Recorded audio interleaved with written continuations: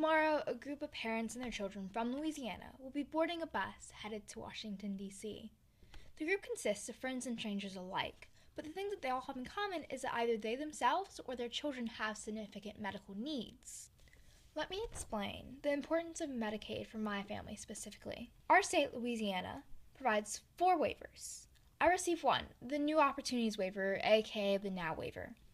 The waivers do not consider the individual's or family's income, but rather it's based on medical need.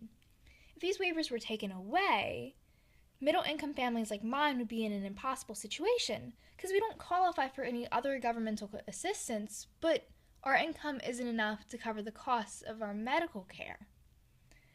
My waiver consists of 2 components. It provides Medicaid coverage and hours with a support worker.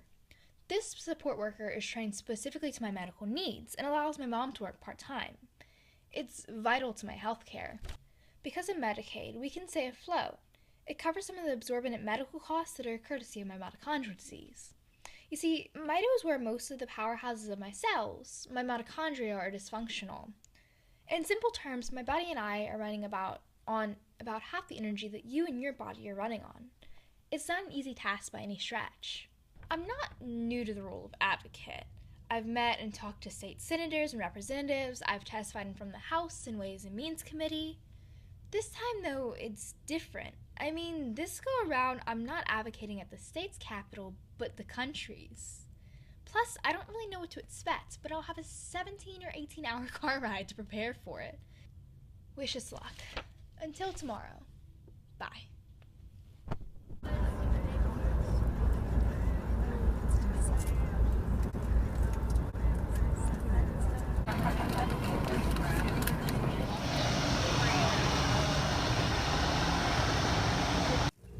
Alright, it is Monday morning, the big day, and I have a couple of minutes on my hands, so I'm going to update you on everything that has happened. So, Saturday, crazy day. We had a couple emergencies over the course of the whole bus ride. One trach was changed on the bus, 2 G-tubes were changed on the bus. It's a bit wild. Most of the issues are kind of resolved. There was a fever, don't really know if they're better now or not, but everyone's kind of fine. Let's go with kind of fine. Secondly, CNN interviewed 2 people on the bus, personally, with the big fancy cameras and stuff like that, and I was one of them, and it's super exciting. It was a really, really good experience, and I suppose that's about it. I shall see you soon. Bye.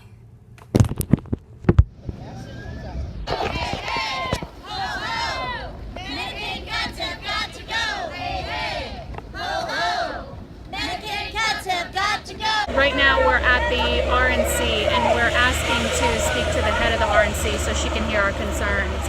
They've locked us out of the building and won't let us in. We're here with activists and advocates from all over the country, and they're refusing to come out or let us in or any of the above. Pretty amazing. She was born weighing 1 pound 11 ounces. 26 weeks. At 26 weeks.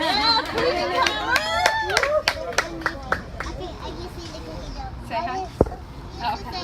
So anyhow, Charlie has a Medicaid waiver. We have private insurance, but she has a G-tube and she requires OT, PT, speech, and feeding therapy. And the co-pays are astronomical. Without the Medicaid waiver, we wouldn't be able to afford her services. I'd actually worry about how I afford her formula that she eats. I wouldn't be able to feed her. So these Medicaid waivers are crucial. And Charlie is doing wonderful. She has a very good chance. I really miss my friend. She has a very good chance at an independent adulthood. Without these services, I worry if that'll even be possible. So we've been here since approximately 11:45, and now it's 1:30, and they still haven't opened the doors. As soon as they saw us coming, they locked the doors, and according to the people who were out there, they were sitting inside talking and laughing. A dude came up on the sidewalk, was walking by, screamed Medicaid's failure. Fun times, interesting times.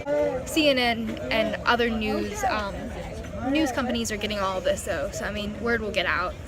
We were back on the bus from protesting, and it was interesting.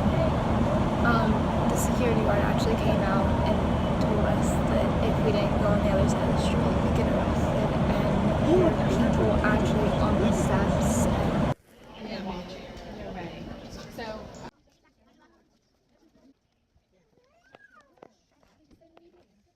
We were going to have a meeting with Bill Cassidy at 9 tomorrow. But then... Yeah, I mean, Senator Cassidy, wants to hear these constituents. I mean, unfortunately, it's on the short notice. Once again, I mean, it's not a matter of not wanting to. I just, just with the schedule. So, I mean, Senator Cassidy's made it clear that he wants to make sure that you maintain coverage, maintain protections for those with pre-existing conditions. So, I mean, that's what Senator Cassidy is committed, or that's what he's been looking for. What about Medicaid cuts and Medicaid caps? And then, I mean, I'm not the person to get into the politics, or the finite policy of it. But, you know, of course, appreciate you guys, you know, expressing your voices and making yourselves heard.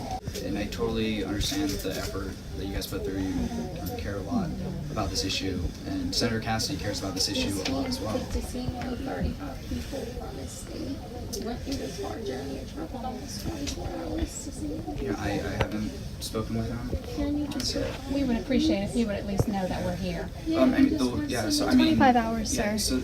And I understand. And really, the problem is just the short notice with the schedule. I am back at home, and it seems as if they have given up on repealing and replacing Medicaid. After we returned from D.C., U.S. legislators tried to pass another healthcare plan after the first failed, and then when that didn't come to fruition, they tried to just repeal Medicare without a replacement plan in place. This too failed to pass. Anyway, as a group, we are continuing to advocate. It's something that we won't ever be able to stop doing if we want our voices heard. Yes, it can be exhausting, but in the end, it's completely and utterly worth it. In conclusion, I want people to know that advocacy isn't just posting posts on Facebook. It's staying informed. It's contacting and communicating your needs to your legislators, whether that's through phone call, email, snail mail, or face-to-face.